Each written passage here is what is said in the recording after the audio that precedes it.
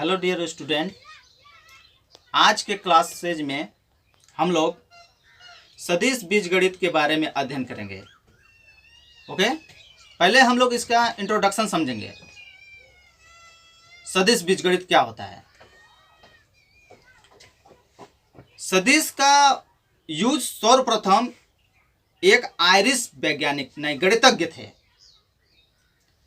जिनका नाम William robin Hamilton था। सर्वप्रथम उन्होंने ही किए थे अपनी पुस्तक में। ओके,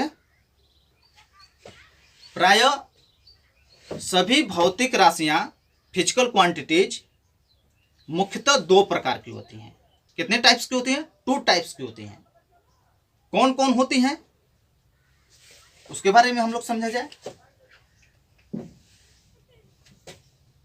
अदिश राशियां, पहला जो होती है अदिश राशियां, स्केलर क्वांटिटीज, और सेकेंड नंबर में होती है सदिश राशियां,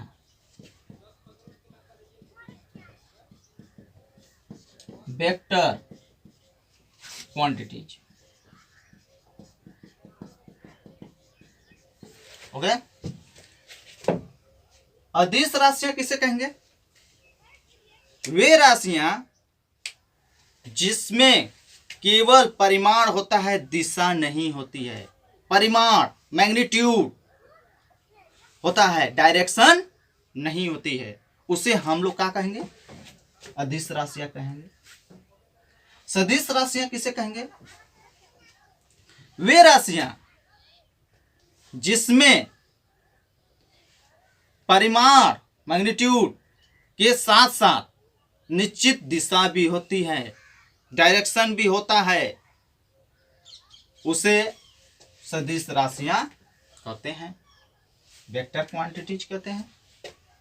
ओके, इसका हम लोग एग्जांपल देखा जाए।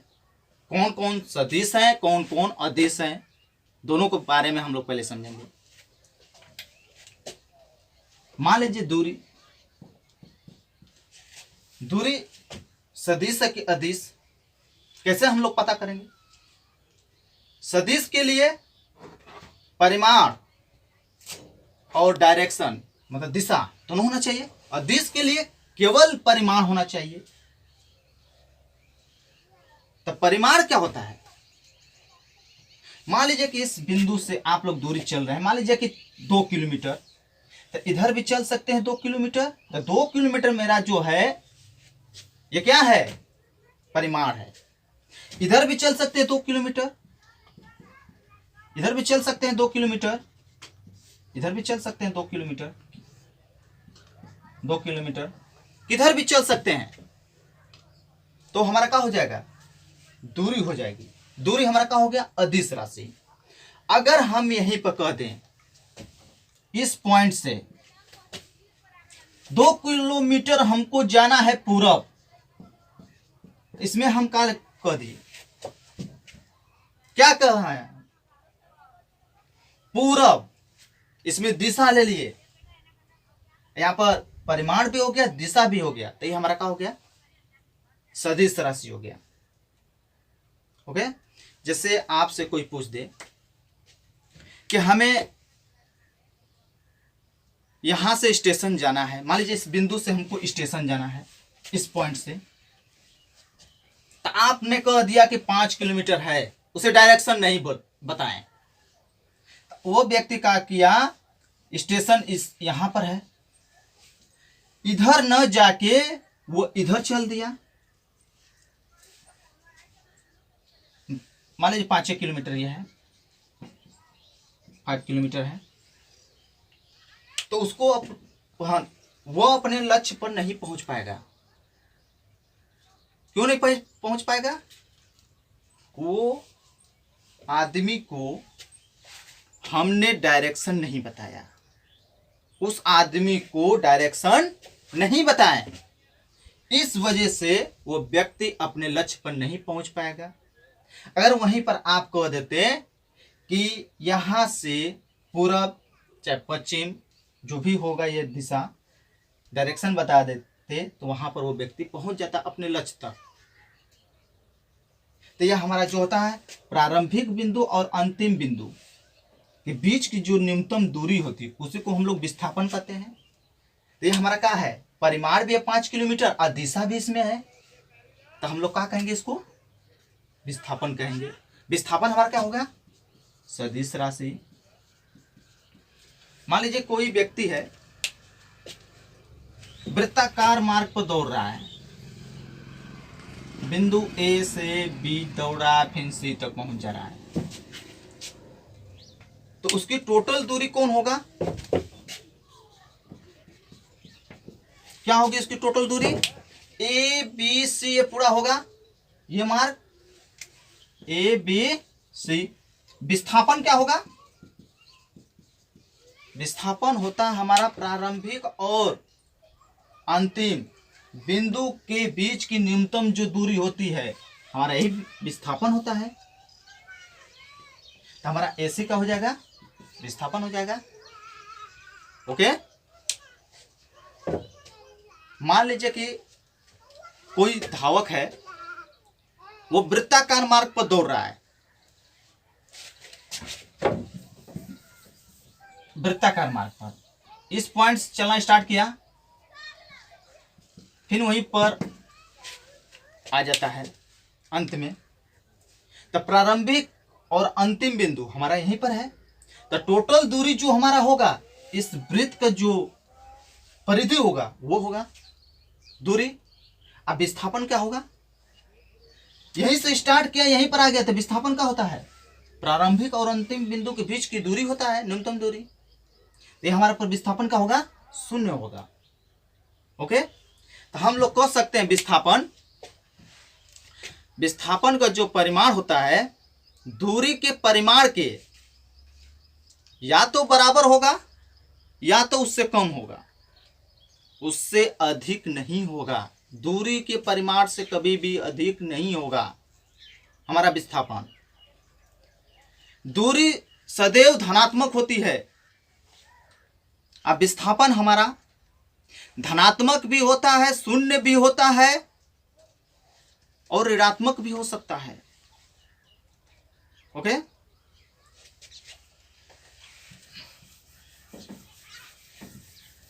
और हम लोग एग्जांपल समझे सदिश और अदिश का। जैसे हम कह दिए द्रव्यमान मान लीजिए 5 kg है, इसमें केवल ये क्या है 5 kg परिमाण है, मैग्नीट्यूड है, इसमें दिशा नहीं होता है। टाइम में कह दिया समय मान लीजिए कि 2 घंटा 4 घंटा चाहे 2 मिनट चाहे 5 सेकेंड, हमारा जो भी है ये 5 सेकेंड चाहे 10 सेकेंड, ये हमारा परिमाण बताएगा, मैग्नीट्यूड बताएगा, डायरेक्शन नहीं बताएगा, इसमें डायरेक्शन नहीं है। और हम कहते हैं लंबाई हम किधर भी नाप सकते हैं, ये भी हमारा क्या है अदिश राशि, ये भी अदिश राशि, ये भी अदिश राशि, ये भी अदिश राशि। जैसे ताप किसी बॉडी को आप हीट कर रहे हैं तो एक डायरेक्शन तो हीट नहीं होता है, तो हमारा ताप भी क्या हो जाएगा अदिश राशि। कार्य भी हमारा क्या है, इसमें परिमाण होगा, दिशा नहीं होगी। ऊर्जा एनर्जी हमारा भी क्या है अदिश राशि है। आयतन, विद्युत धारा, इलेक्ट्रिक करंट, इसमें हमारा मान लीजिए कि 2 एम्पियर का करंट फ्लो हो रहा है इधर से, कहेंगे कि इसमें तो परिमाण भी है डायरेक्शन भी है। क्यों नहीं है सदिश है, ये सदिश नहीं अदिश होता है, क्योंकि यह विद्युत धारा सदिश जोड़ का पालन नहीं करती है, सदिश जोड़ का पालन नहीं करती है। ओके,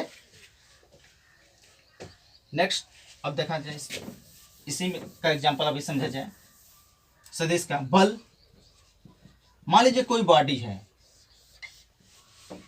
इस पर 3 न्यूटन का फोर्स लगा है बल। यह है ए से बी की ओर। तो 3 न्यूटन जो हमारा बता रहा है बल, तो 3 न्यूटन जो है हमारा परिमाण है, इसकी दिशा कहां है? ए से बी की ओर है। किधर है? ए से बी की ओर है। तो 3 न्यूटन हो गया। तो दिशा को कैसे हम लोग व्यक्त करेंगे? हमारा जो दिशा होता है, डायरेक्शन होता है, उसको यूनिट वेक्टर व्यक्त करता है, बताता है। यूनिट वेक्टर हमारा डायरेक्शन बताता है। यूनिट वेक्टर क्या होता है? एकक सदिश, उसे हिंदी में कहते हैं। ए बी हम लिख देंगे, इस पर कैप लगा देंगे इसके ऊपर, तो ये हमारा बताएगा यूनिट वेक्टर, एकक सदिश ए से बी की ओर। ओके। त्वरण, त्वरण क्या होता है? ये भी एक सदिश है, क्योंकि वेग परिवर्तन की दर को त्वरण कहते हैं। तो यहाँ पर वेग, वेग की बात आए तो वेग क्या है? वेग भी हमारा क्या है? सदिश है। अगर वेग सदिश है तो यहाँ पर त्वरण भी सदिश होगा। ओके। क्यों? विस्थापन बटा में समय अंतराल, विस्थापन बटा में समय अंतराल। तो विस्थापन हमारा सदिश है, तो इस वजह से हमारा वेग भी क्या होगा? सदिश होगा। अब वेग सदिश होगा तो त्वरण भी हमारा सदिश होगा। चाल, जैसे चाल और वेग में हम लोग अंतर समझेंगे। तो चाल जो होता है हमारा अदिश होता है राशि, क्योंकि इसमें केवल परिमाण होता है, इसमें दिशा नहीं होता है। लेकिन वेग में परिमाण के साथ साथ दिशा भी होता है, एक निश्चित दिशा में चलता है। ये किधर भी चल सकता है, किसी भी दिशा में जा सकता है। तो हमारा ये अदिश हो जाएगा, क्या हो जाएगा? सदिश राशि हो जाएगा। संवेग भी हमारा क्या होगा? सदिश होगा। चुंबकीय क्षेत्र भी, वैद्युत क्षेत्र भी, ये हमारे क्या होंगे? सदिश राशि होंगे। कोणीय वेग भी हमारा क्या होगा? सदिश होगा। ओके। अब हम लोग देखेंगे सदिशों का निरूपण।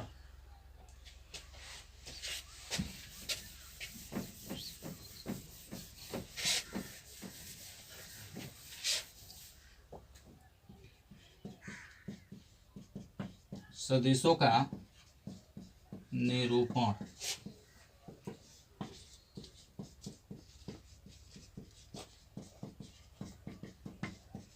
Son of vectors. ओके। इसको निरूपित कैसे करते हैं सदिश को? तो हम लोग जानते हैं कि सदिश में परिमाण और दिशा दोनों होता है।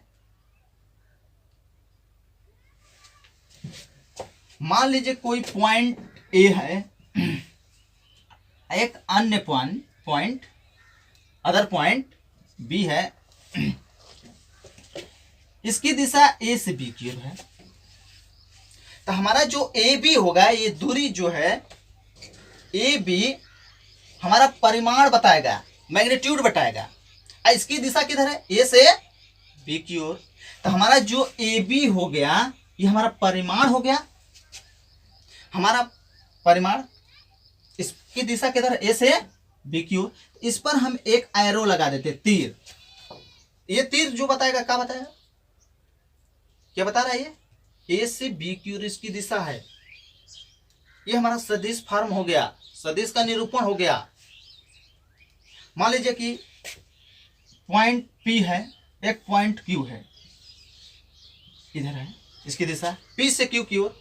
तो सदिश में इसको निरूपित करना है, तब PQ हमारा क्या हो गया? परिमाण।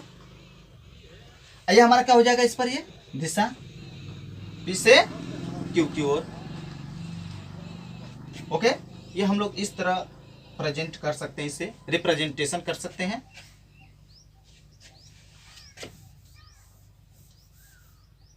नेक्स्ट देखा जाए सदिश राशियों का संकेतन।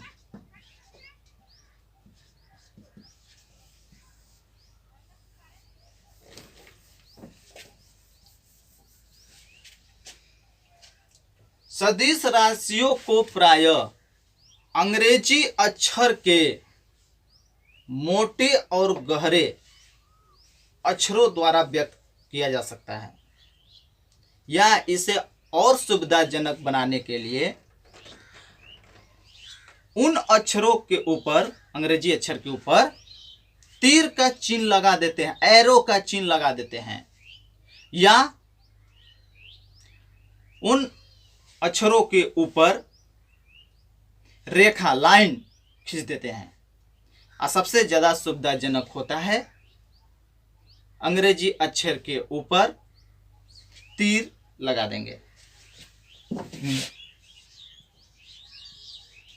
मोटे और गहरे बी है, सी है,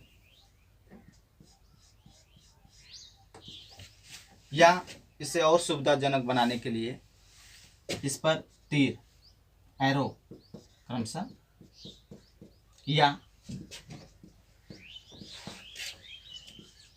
लाइन, रेखा।